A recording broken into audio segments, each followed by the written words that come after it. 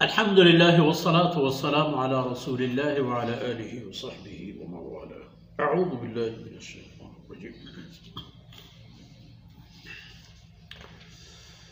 وقالوا ما لنا لا نرى رجالا كنا نعدهم من الأشرار اتخذناهم سخريا أم زاغت عنهم الأبصار إن ذلك لحق تخاصم أهل النار قل إنما أنا منذر وما من إله إلا الله الواحد القهار رب السماوات والأرض وما بينهما العزيز الغفار. سبحانك لا علم لنا إلا ما علمتنا إنك أنت العليم الحكيم. رب اشرح لي صدري ويسر لي أمري واحلل عقدة من لساني يفقه قولي واجعل لي وزيرا من أهلي رب زدني علما وارزقني فهما ثم أما بعد. گرامی قدر بھائیوں، بہنوں اور پیارے بچوں، جہنمیوں کے جہنم رسید ہونے اور ان کے آنے والے، بعد میں آنے والے اور آگے پہلے پہنچنے والوں کے تنازع وہ بھی آئے. باقی جہنم میں پہنچنے کے بعد دیکھیں گے اپنے ارد گرد کون ہے کون نہیں ہے، ہم یاران دوزخ میں سے کون پہنچا ہے اور کون نہیں. تو جہنم میں پھر کچھ لوگوں کے بارے میں ایک جہنمی ایک دوسرے سے کہیں گے، قالو کہیں ما لنا لا نرى رجالا كنا نعدهم من الاشرار. یہ کیا بات ہے بھائی؟ کچھ لوگوں کو ہم دنیا میں بہت غلط قسم کے لوگ اور برے لوگ سمجھتے تھے، وہ نظر نہیں آ رہے، وہ دکھائی نہیں دیتے تھے، وہ دکھائی نہیں دے رہے. کہاں گئے یہ لوگ؟ یہ ابو بکر نظر نہیں آ رہا ہے، یہ بلال نظر نہیں آ رہا ہے، فلان نظر نہیں آ رہا، کدھر گئے؟ کننا نعدهم من الاشرار، ہم تو ان کو برے لوگ سمجھتے تھے. کیا مسئلہ ہے؟ ہو سکتا ہے اتخذناهم سخریا،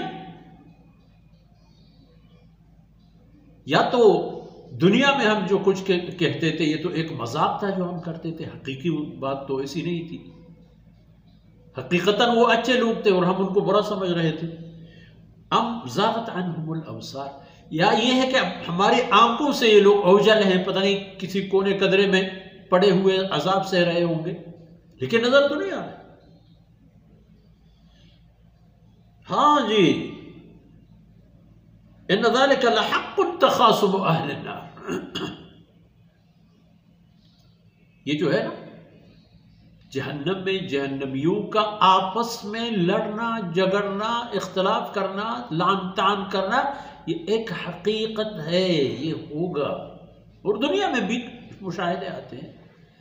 کسی ایک کے ذریعے میں اگر بہت سارے لوگ کسی مسئلے میں پڑ گئے تو فوراً اس کے گریبان پکڑتے ہیں، کیوں آپ نے ایسے کیا، پورا ذمہ دار تو، یہ کرو وہ کرو. اسی طرح جہنم میں بھی ہوگا. ان کے آپس میں تنازعات جہنم میں یہ حق ہے، حقیقت ہے، یہ ہو کر رہے گا. آپ اپنے بارے میں جناب رسول اللہ صلی اللہ علیہ وسلم آپ اپنے بارے میں فرما دیں انما انا منذر، حقیقت یہ ہے کہ میں تو ایک حقیقت بیان کرنے والا آدمی ہوں جو حقیقی خطرات سے آپ کو باخبر کرتا ہوں. تم لوگوں کو ان مشاکل مسائل اور مصیبتوں سے متعلق کھل کر بتا رہوں گا اور بتا رہا ہوں جو تمہیں درپیش ہیں. ایسی بات نہیں ہے کہ میں خالی خولی باتیں کر کے آپ لوگوں کو مرعوب کر رہا ہوں، ایسی بات نہیں. ان حقائق سے متعلق جو درپیش ہیں جن سے تم لوگ بچ سکتے ہو، ان سے اپنے آپ کو بچو. وما من الہ الا اللہ، باقی جہاں تک کہ معبود یا معبودیت کا تعلق ہے تو اللہ کے علاوہ کوئی معبود نہیں.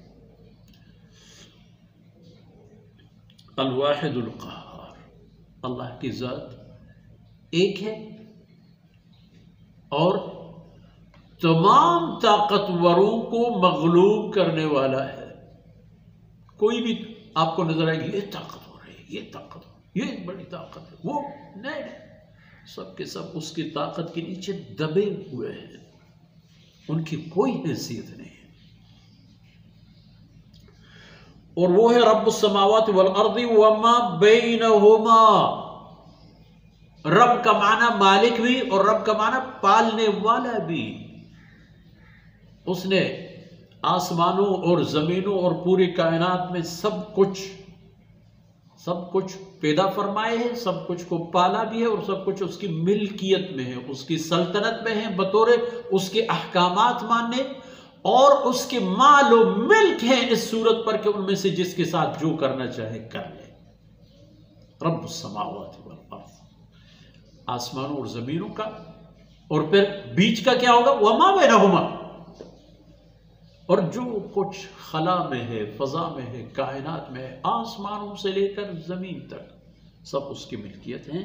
العزیز ہمیشہ غالب، اور الغفار ہمیشہ درگزر کرنے والا، معاف کرنے والا، توبہ کرنے والوں کو معاف کر دیتا ہے، لوٹنے والوں کو قبول فرماتا ہے، اور اپنے رحمتوں سے منکرین کو بھی موقع دیتا ہے رجوع کرنے کی، ان کو ان کے گناہوں پر فوری طور پر نہیں پکڑتا۔ اگر دیکھا جائے تو اللہ رب العزت کی انہی صفات کی بدولت کائنات میں ہم انواع و اقسام کی جرائم اور خیانتیں کرتے ہوئے دندناتے پھرتے ہیں، لیکن حساب و کتاب کے لیے جو اللہ نے موقع اور مزاج اور فرصت بنا رکھی ہے، اس کے آنے تک انتظار کرو، پھر وہاں کسی کے ساتھ کوئی رعایت نہیں ہوگی۔ جن لوگوں نے یہاں شرک اور کفر کی زندگی گزاری، فَلَا نُقِيمُ لَهُمْ يَوْمَ الْقِيَامَةِ وَزْنًا، کوتاہیاں لے کر گئے، حقوق العباد میں کمی ہو گئی، اللہ کریم ہے بشرط ایمان، ورنہ کچھ بھی نہیں ہوگا۔